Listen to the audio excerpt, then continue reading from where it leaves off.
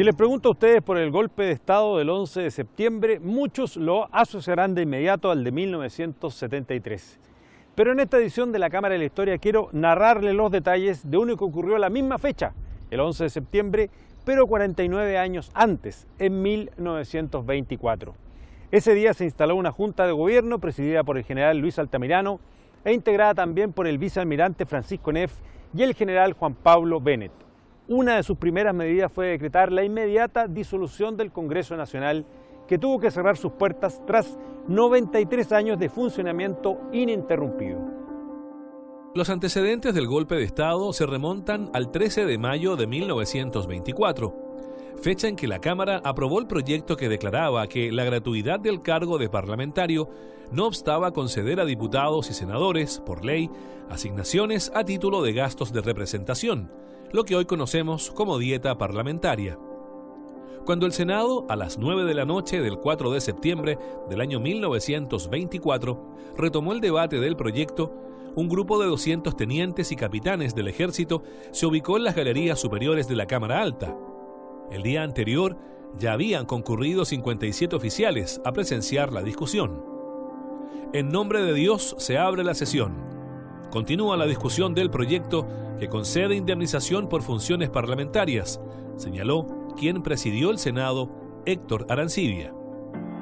A medida que el debate avanzaba y los militares, mediante sus sables, hacían sentir su posición a favor o en contra de los discursos, el ambiente se tornó tenso, al punto que el senador Víctor Celis preguntó a la mesa: «Yo quiero saber, señor presidente, si estamos legislando bajo el dominio de las armas o si nos encontramos en una Cámara libre, de una república libre». Tras una serie de manifestaciones encabezadas por el capitán Gastón Larrea del regimiento Win y el teniente Mario Bravo de la Escuela Militar, que incluyeron gruesos epítetos, una sonora rechifla que duró más de 10 minutos y gritos de «hay que sacarlos a todos» del teniente Lira del regimiento Tacna, los oficiales fueron conminados a abandonar las tribunas del Senado por el diputado y ministro de Guerra Gaspar Mora. Ordenadamente descendieron las escalinatas arrastrando sus sables y se retiraron dirigiéndose al Club Militar de Agustinas. Finalmente el Senado, por 19 votos a favor, 9 en contra y 3 abstenciones, aprobó la dieta parlamentaria.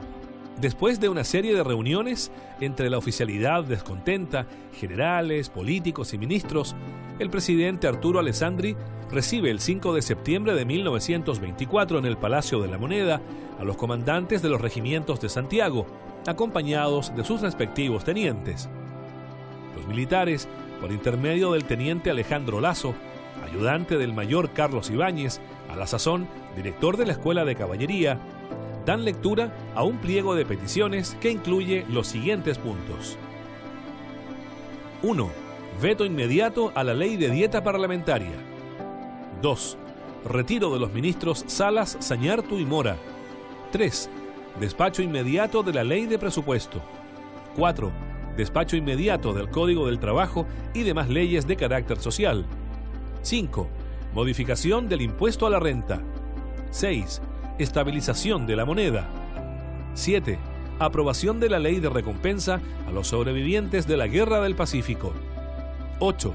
Reforma de las leyes orgánicas del Ejército que no importan gastos al fisco. 9. Pago de haberes insolutos del profesorado y demás empleados públicos. 10. Aumento de sueldos a las tropas de carabineros, policías, marina y ejército. 11. Que el ministro de Guerra sea siempre un profesional. 12. Declaración del siguiente principio: exclusión absoluta de los miembros del Ejército y Marina en asuntos de política interna o en que se les comisione para presidir o vigilar elecciones. Apenas el teniente Lazo termina de leer el pliego, irrumpe el presidente: «Pero si este es mi programa, estoy de acuerdo con muchos de los puntos a que se refiere el pliego. Desde luego, no acepto tutelaje ni intromisión alguna en la nominación de los ministros. Si este actual ministro queda o no, es resolución privativa mía». Tras ello, hace llamar al ministro del Interior, Pedro Aguirre Cerda, algo que no es bien recibido por los oficiales. Después de escucharlo, el teniente Lazo le dice a Aguirre: «Señor ministro, aun cuando usted, en estos momentos y en este lugar, representa para nosotros lo más repudiado que tiene el país, los políticos, es decir, a todo lo corrompido, las funestas prácticas de las banderías, las corruptelas y las inmoralidades, es decir, a las causas de nuestra degeneración nacional. Reconocemos que usted, a pesar que tiene que defender prebendas, repartir empleos, amparar ambiciones mezquinas, es uno de los pocos hombres honrados de la política. Sin embargo, hemos venido aquí a entendernos solo con el presidente, con nuestro generalísimo. No hemos venido a pedir opiniones, hemos venido aquí a exigir y no a pedir, concluyó el teniente Lazo, lo que provoca una airada reacción de Arturo Alessandri, que insulta al oficial y señala a los concurrentes. Las expresiones empleadas por ese teniente me impiden continuar con esta reunión. Hemos terminado. Después de la intervención de algunos comandantes, la situación se calma y el jefe de Estado anuncia a los militares: personalmente me preocuparé de estas leyes y las voy a obtener, pero quiero que nos comprometamos. Con la aprobación termina la subversión. La manifestación militar generó de inmediato un cambio de gabinete que quedó encabezado por el general Luis Altamirano como ministro del Interior en reemplazo de Aguirre Cerda. Este ministerio mantendrá en todas sus partes el programa militar que se ha dado a conocer, el del pliego. Sin tregua, exigiré el despacho de las leyes que reclame el país a fin de que el Parlamento llene la labor que le corresponde. El ejército está servido por hombres de orden y se mantendrá dentro de las vías legales y constitucionales. Sobre todo, somos hombres de orden y mantendremos el orden, afirma el militar. Prensa opositora como El Diario Ilustrado publica a toda página que el movimiento militar provoca la caída del gabinete Aguirre Cerda, y una editorial plantea incluso que los acontecimientos marcan al presidente el único camino compatible con la aspiración general del país, con el significado del movimiento militar y con su propia dignidad, la dimisión.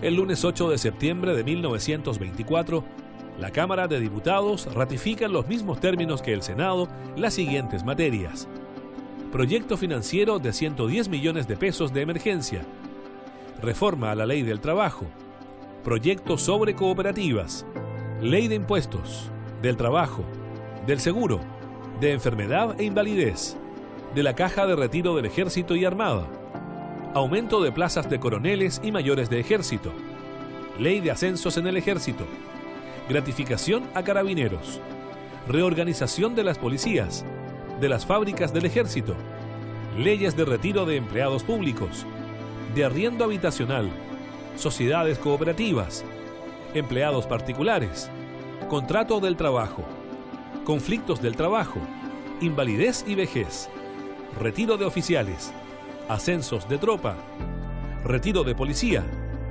leyes de seguro de vida, municipalidades y de renta de propiedades. Sin embargo, la Junta Militar, que sesionaba desde el ruido de sables y a la que se sumó la Armada, aprueba un acta que plantea, entre otros puntos, que el movimiento militar no terminará mientras no realice ampliamente su misión, lo que conduce a Alessandri a presentar su dimisión al cargo. 3 días después, que el Parlamento aprobó 60 páginas de leyes en pocos minutos, sin trámite de comisión ni estudio alguno, tuvo que abocarse a esta nueva crisis, reuniéndose el martes 9 de septiembre de 1924 ambas ramas del Parlamento para tomar conocimiento de la renuncia del primer mandatario. El Congreso Nacional rechaza la renuncia de Arturo Alessandri, pero aprueba un permiso para que pueda alejarse del ejercicio de su mandato constitucional hasta el término de su periodo, o sea, por 15 meses hasta el 24 de diciembre de 1925, fecha en que termina su periodo de 6 años. El general Luis Altamirano es ahora vicepresidente constitucional de Chile. No obstante, la presión militar no cesa y exige, entre otros puntos, el inmediato cierre del Congreso Nacional. Tras reunirse en la madrugada del 11 de septiembre de 1924 con parte de la oficialidad rebelde y ante la disyuntiva de que se conforme una junta de gobierno encabezada por la Marina, tal como ocurrió después de la Guerra Civil de 1891, Altamirano acepta presidir ese organismo. Se materializa así el golpe de Estado. El texto de la instauración es el siguiente. Considerando la imperiosa necesidad de llevar a la práctica los objetivos que se han propuesto las instituciones armadas, la reorganización de nuestro régimen político exige que se constituya un gobierno con poder suficiente para realizarlo. En esta virtud, los representantes de las Fuerzas Armadas nos constituimos en una junta de gobierno, la que tendrá a su cargo la dirección de los negocios públicos. Esta junta, en su ejercicio de su misión, mantendrá el poder judicial y respetará la Constitución y las leyes de la República en cuanto sea compatible con el nuevo orden de cosas. El capitán y abogado Óscar Fenner redacta una segunda proclama decretando que hechos de pública notoriedad han traído por resultado la renuncia del presidente de la República, que es de pública notoriedad que las elecciones verificadas en marzo último se realizaron en forma que no reflejaron la verdadera expresión de la voluntad nacional, que es propósito de este gobierno el de realizar una consulta de la voluntad popular tan pronto como pueda garantizarse el derecho a elegir. Hemos acordado y decretado: 1. Declárese disuelto el Congreso Nacional. 2. El Ministerio del Interior procederá al estudio para convocar a los pueblos a nuevas elecciones. Ambas proclamas fueron firmadas por el general Luis Altamirano, el vicealmirante Francisco Neff y el general Juan Pablo Bennett. La prensa, a través del Mercurio, comentó en su página editorial: en realidad lo hecho hasta aquí con patriótico empeño no podía quedar a medio camino, sino en nuevos días de zozobra a la República. Se ha tomado el único camino para devolver la tranquilidad al país, tan perturbada desde hace largos meses. La Nación, periódico del presidente del Senado, expresa: el régimen democrático ha sufrido un rudo golpe. Durante el estado de normalidad teórica, pero de efectivo desorden que existía, predominaban las pasiones y los intereses personales que caracterizaban al régimen desaparecido. En tanto, el Diario Ilustrado afirma: el Ejército y la Marina han salvado la República.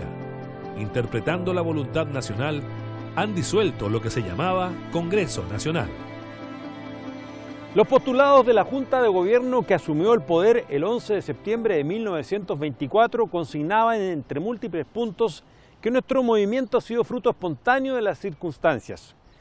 Nuestro fin es abolir la política gangrenada. No hemos asumido el poder para conservarlo. Nuestra misión es convocar a una libre asamblea constituyente de la que surja una nueva Carta Fundamental.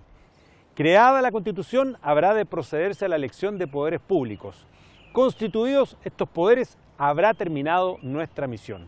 Sin embargo, esta misión concluyó con un nuevo golpe de Estado el 25 de enero de 1925, liderado por muchos de los oficiales que encabezaron la primera asonada, entre ellos Carlos Ibáñez del Campo.